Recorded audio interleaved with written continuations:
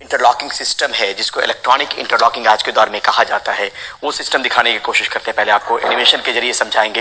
ये देखिए, कोरोमंडल एक्सप्रेस यहाँ पर पटरियों पे दौड़ती हुई आपको नजर आ रही होगी। ये दुर्घटना कैसे हुई वो पहले आपको दिखा दें एक तस्वीर में। बालासोर के पास ये जगह बहुत अहम है क्योंकि यहीं पे वो भीषण हादसा हुआ है।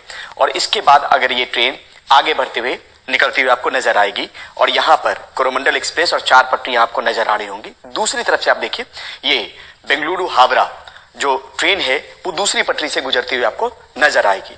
अब आगे जाके आपको यहाँ पर आपको दिखाएं, ये एक मालगाड़ी है। अब आप इसको देखिए गौर से, मालगाड़ी, और यहाँ पर ये ट्रेन बेंगलुरु हावड़ा निकलती है, कोरोमंडल एक दूसरे को क्रॉस करते हैं। क्रॉस करने के पीछे ये होता है कि यहाँ पर जो बेंगलुरु हावड़ा के जो डब्बे हैं, 2 ही डब्बे क्षतिग्रस्त हुए और ये पूरी तरीके से जब क्रॉस करती है तो बाद में 2 डब्बों पे हिट होता है। वो भी आपको दिखाने की कोशिश करते हैं इस ग्राफिक्स के जरिए। कोरोमंडल और बेंगलुरु हावड़ा एक दूसरे को क्रॉस करती है। अब यहाँ पे गौर से आप देखिए, ये ट्रैक है, ये मालगाड़ी है, ये दूसरे ट्रैक पे आ रही ट्रेन होती है और अचानक ये मालगाड़ी पर यहाँ पर आके इस पे चढ़ जाएगी। अब यहाँ पे समझिए, यहाँ पे रेलवे के अधिकारी ये कह रहे हैं कि इस सिस्टम को समझना जरूरी है जिसकी बात अश्विनी वैष्णव ने की है, इलेक्ट्रॉनिक इंटरलॉकिंग। पुराने दौर में मैनुअल होता था इसलिए इलेक्ट्रॉनिक नहीं जुड़ा होता था, आज के दौर में इलेक्ट्रॉनिक इंटरलॉकिंग कह रहे हैं। ये देखिए ट्रैक है, 1 2 3 4 ये ट्रैक है।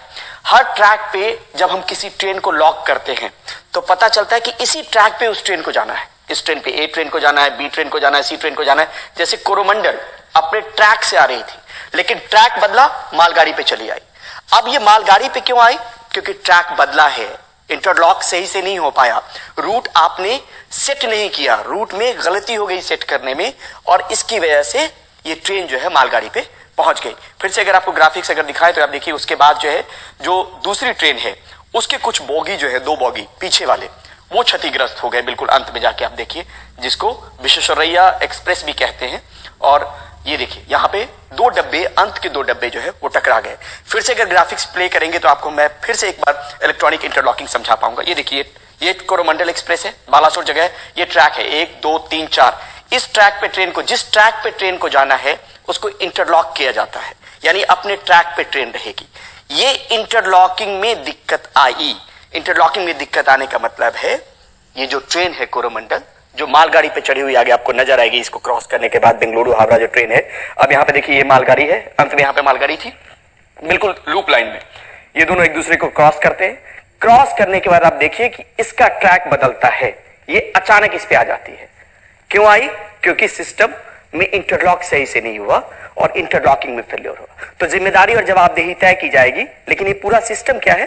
एक तरीके का फेलियर है और वो फेलियर किसी आदमी से हुआ, टेक्निकल कोई ग्लिच था, वो जांच के बाद पता चलेगा। जो उच्च स्तरीय कमेटी है या फिर जो कमिश्नर रेलवे सेफ्टी, उनकी जांच में पता चलेगा। लेकिन हादसे की जो वजह है, अहम वजह, वो पता चल गई है और वो वजह को मैंने समझाने की कोशिश की। शायद आप समझ पाएंगे, जिस रूट पे ट्रेन को दौड़ना होता है उसी रूट पे अगर उसको लॉक कर देते हैं उस रूट को, तो अपने आप में वो इंटरलॉकिंग कहलाता है।